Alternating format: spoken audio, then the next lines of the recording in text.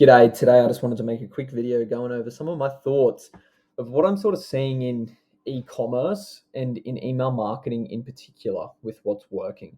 I mean, email marketing is becoming easily one of the most profitable channels for e-commerce stores. It's effectively just cheap retargeting ads. Like, with the cost of acquisition going up, stores are paying so much money to get people to their website and then by and large get people on their email list. And by making the most of this, you're essentially sending that traffic back to your website, converting more customers from your list, and then also increasing the lifetime value and the average order value of these customers, with the right flows and in the right post-purchase flows and stuff like that. There's a lot of opportunity in email marketing, but there's a lot of things that stores are not quite doing right, and there is a big opportunity for stores to take things to the next level in their emails, because realistically,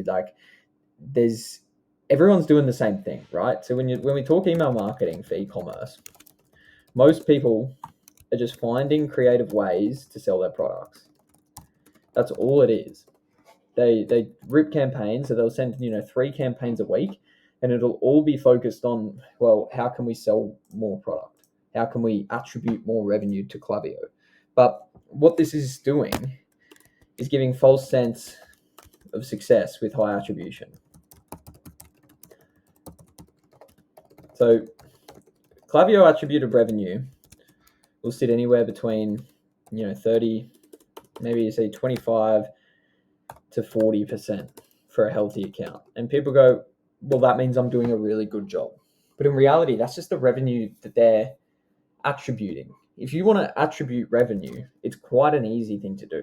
Like, attribution maxing is essentially just like, how can we get people who are going to buy to open our emails? And if you have really good ads or you have a really good organic following, there's a good chance that people are going to be opening your emails anyway.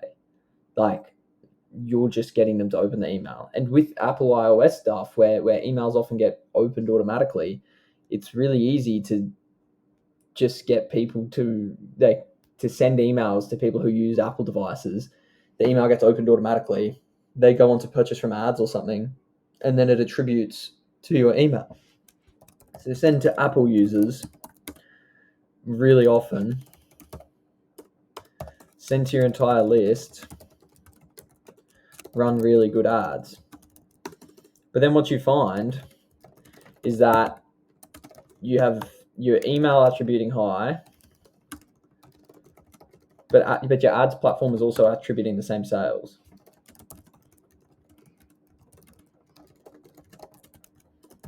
So what these stores are doing is just finding creative ways to sell their products, sending really often,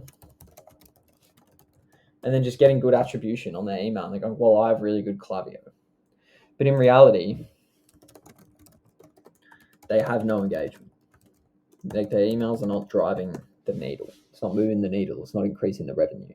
And that's because they look at email in this really short-term window where it's like, how can I generate sales from this list now? Like, what campaign could I send today that is going to get people to buy? Oh, I'm going to write some crafty copy and focus on these features of my product, or focus on the reviews of my product and get sales. But in reality, well, I keep saying in reality, but realistically, that isn't increasing your revenue through email marketing. That is just appealing to the people who are already going to buy, which is such a small minority of your list. And then you end up neglecting the big part of your list, which you're not ready to buy. And that's the majority of your list and the profiles you're paying for in your Klaviyo. There should be 2 types of emails. This is just a big yap session from me today. Just kind of spilling my thoughts. There should be 2 types of emails. One should be direct response, drive sales, prompt action right now. One should be value building, brand building, engagement maxing.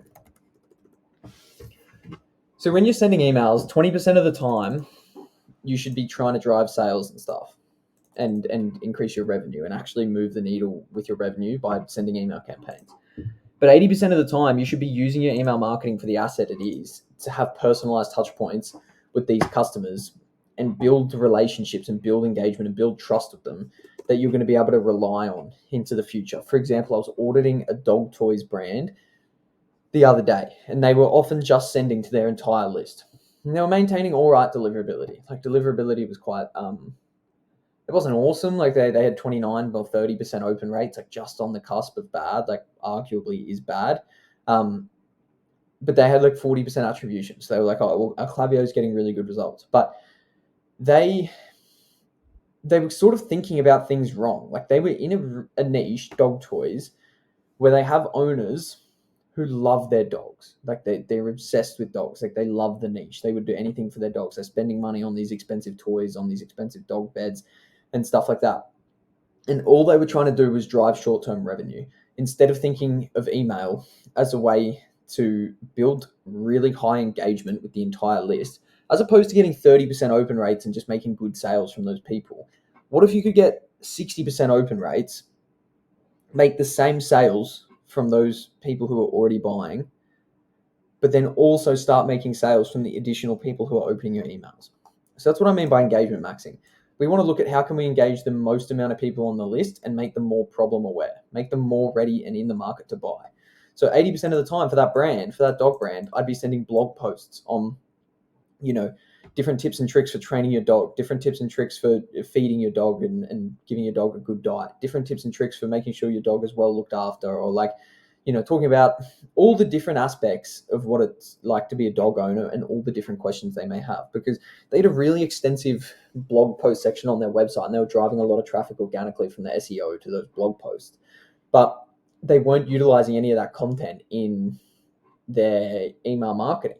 Like that's such a slip up in my opinion. Like they could be really building engagement with this list and having a list of dog owners who want to and love opening their emails. Like you have a full list of people in your niche who love opening your emails. The power in that is really slept on. Like sure, maybe attribution in the short term while you're implementing the strategy drops from 40 to like 35% or something because you're not being as direct response with your sales. But when it comes to sales time, or when it comes time to drive these direct response emails, when you have really, really high engagement, your sales are going to be way bigger, and email is really going to be moving the needle.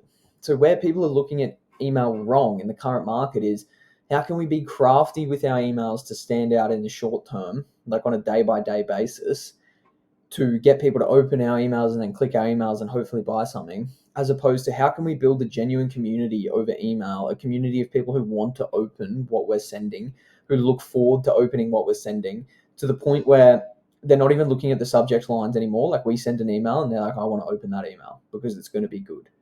And then they open that email religiously every time, and we drop bangers, we drop value, we drop really good tips. So they read that and go, wow, I learned something today, even though I'm not buying anything.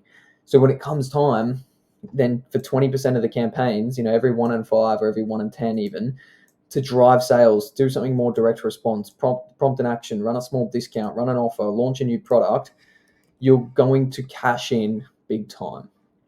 Email marketing is being thought about wrong in the industry at the moment.